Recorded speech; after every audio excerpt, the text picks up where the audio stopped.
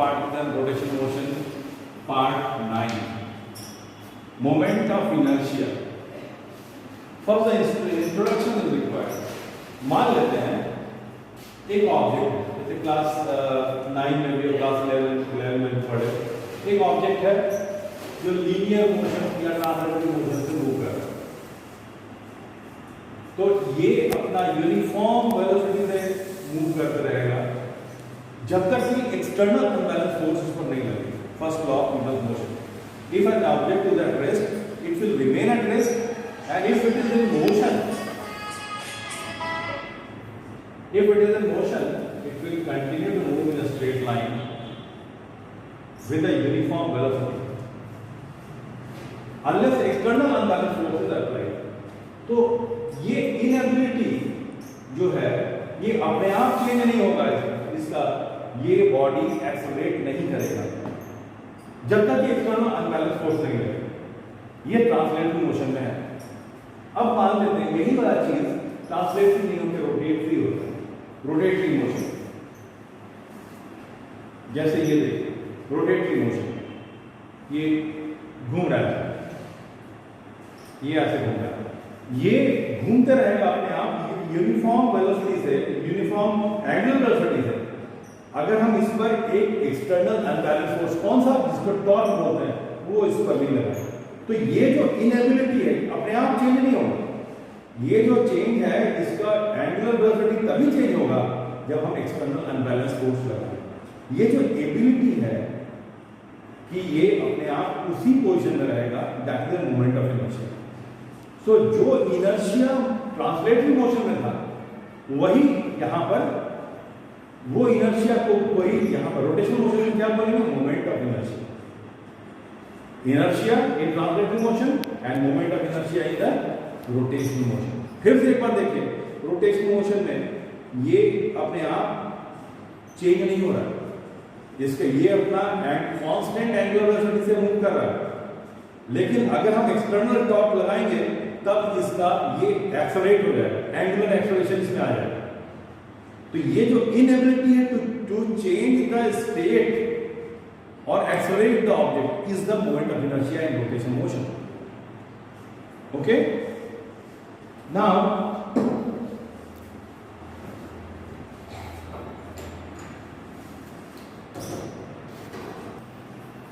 Translatory motion में क्या देखें, इनर्शिया। इनर्शिया, अब इनर्शिया किस पर डिपेंड करता है, it depends on mass. Inertia किस पर डिपेंड करता है, मास पर। Heavier is the mass, more is the inertia. और अगर रोटेशनल मोशन है, रोटेटरी मोशन या rotational motion, rotational motion, rotational motion में यहां पर यही वाला चीज मोमेंट ऑफ इनर्शिया आ गया, मोमेंट ऑफ इनर्शिया। तो हम लोग बोलेंगे क्या, moment of inertia is the analogue of the mass. जो मास का रोल था ट्रांसलेटरी मोशन में, वही रोटेशनल मोशन में मोमेंट ऑफ इनर्शिया का रोल। अब मोमेंट ऑफ इनर्शिया निकाले कैसे, how to find the moment of inertia. Moment of inertia can be defined as mass into perpendicular distance और distance from the axis of rotation square.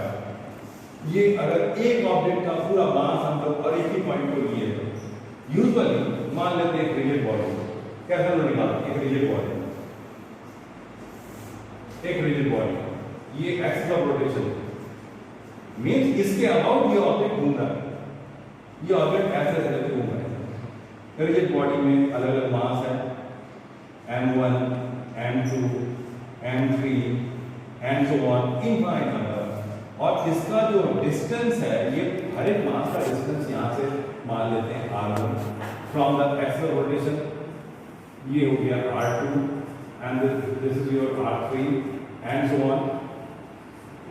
तो moment of inertia of this particular rigid body, कैसा body है, rigid body, rigid body about this axis of rotation is first object का mass m1 r1 square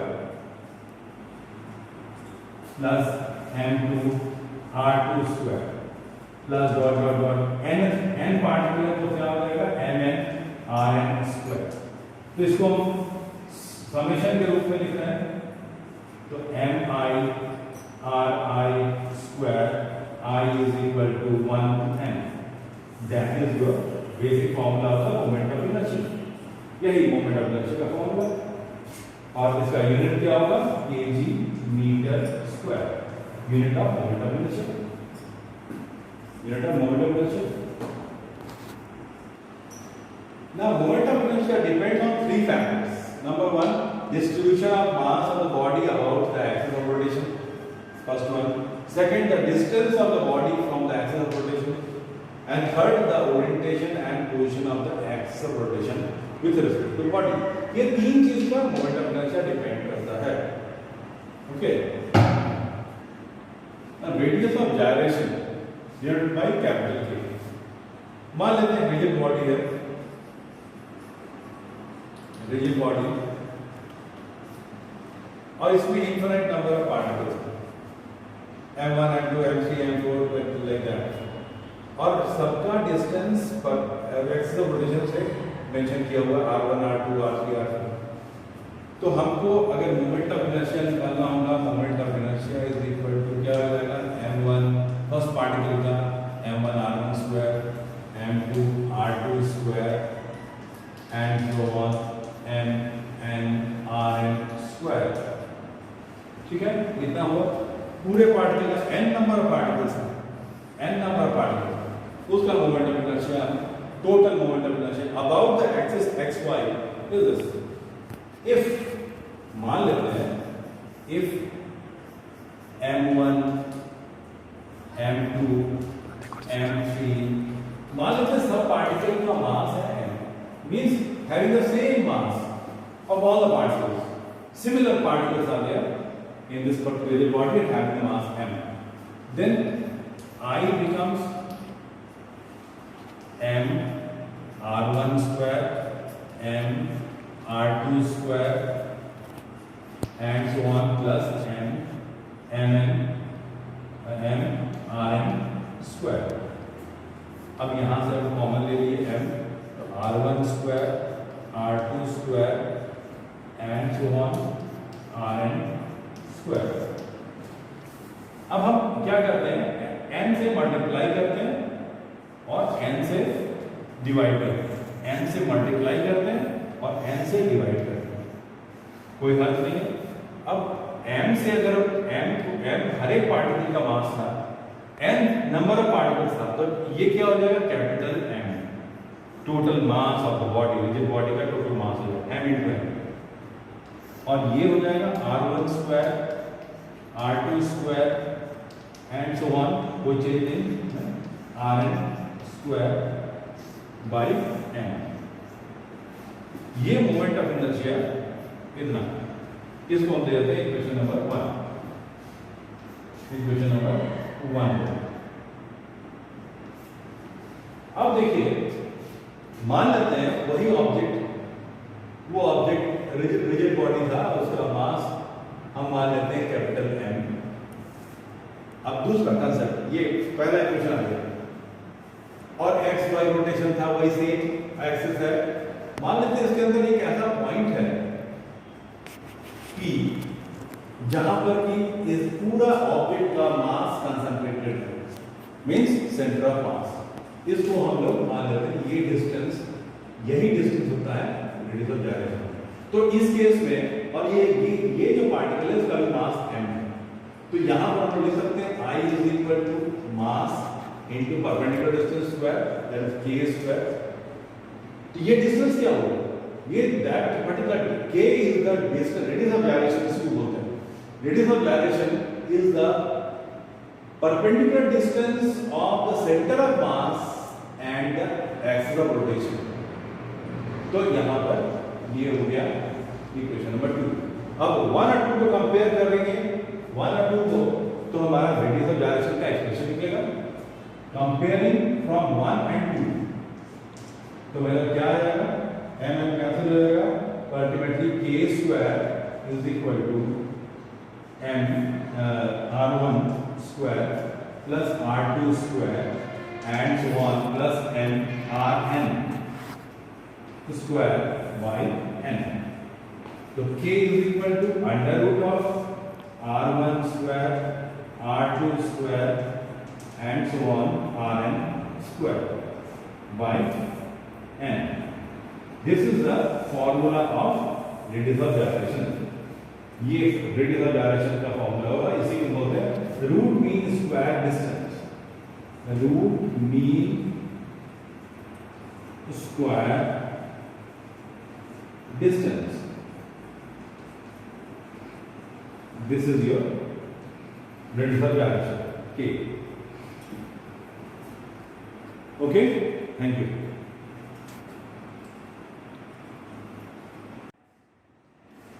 Hello student of class 11 science. Now the same thing, now it is a part number 10.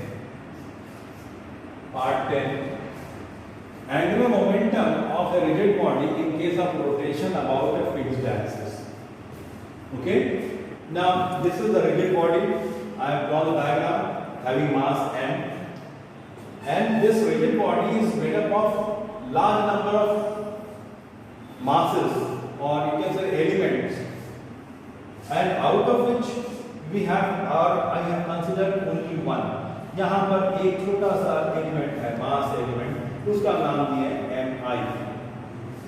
ठीक है, हम ये rigid body को assume करके चाहते हैं कि it is revolving in this manner along the z axis with the angular velocity omega.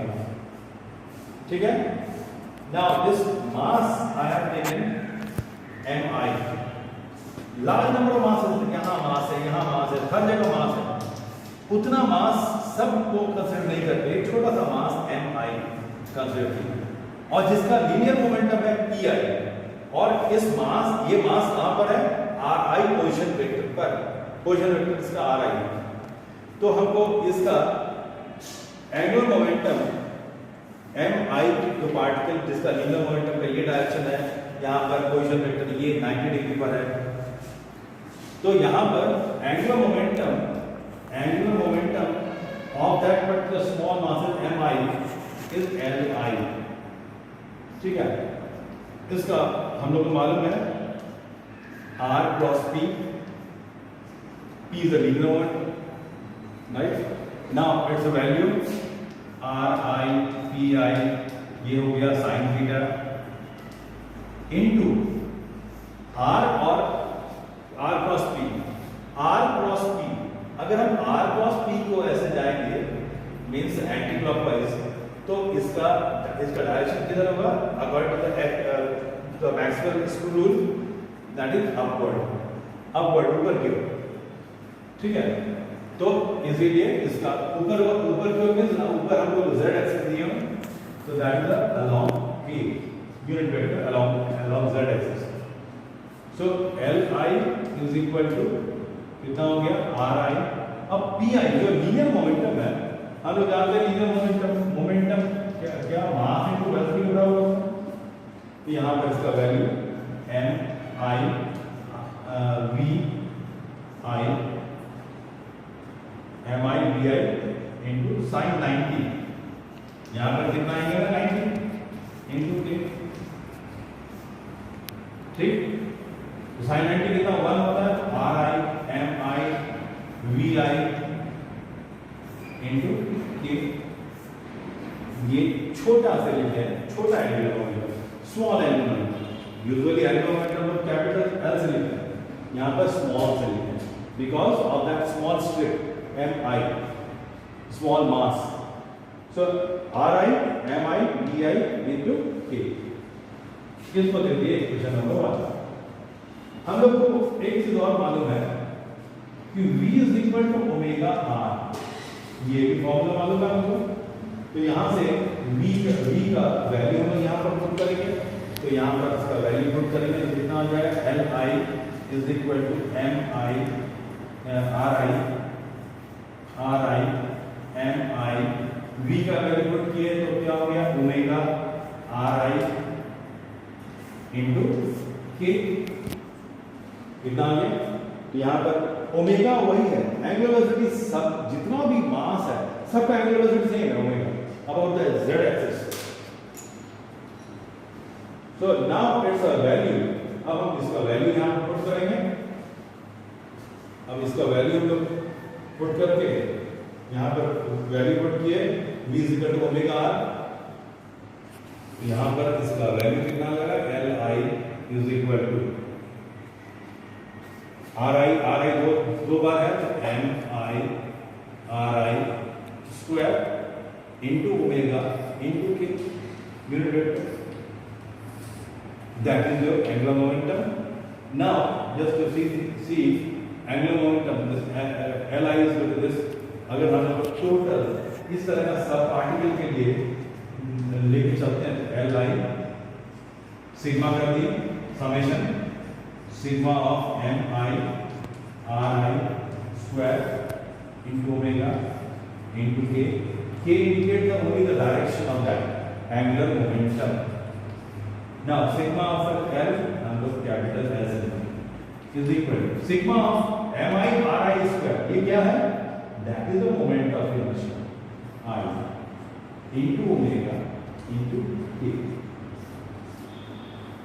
तो इसका मैग्नीट्यूड कितना होगा, ये z का डायरेक्शन लगेगा एंगुलर मोमेंटम का डायरेक्शन, तो L का मैग्नीट्यूड हो गया I omega. Very very important relation, angular momentum is equal to I into omega, I is the momentum inertia, omega is the angular velocity। अब यहां पर हम लोग को तो अभी मेरा एक फॉर्मूला आ गया L is equal to I omega, हम मोड लेके चलते हैं। अब इसको डिफरेंशिएट करते हैं, differentiating with respect to t, ये क्या आ जाएगा dl by dt is equal to d by dt I omega, right, differentiate किए दोनों तरफ। और dl by dt तो हम लोग जानते हैं फॉर्मूला टॉर्क होता है, that is equal to torque is equal to d by dt I omega. ये टॉर्क कौन सा torque, external torque, total external torque. अब in case in the absence of external torque means torque external is equal to 0, अगर ये 0 है तो d by dt कितना हो जाएगा, d by dt I omega अगर 0 हो गया तो यहां पर हम लिख सकते हैं I omega is equal to constant, I omega is the constant, very very important relation again, I omega is the constant, the product of momentum inertia and angular velocity is constant, and it's too much applications are there, and the practical application we are going to discuss in the next video based on this I omega. Okay, thank you.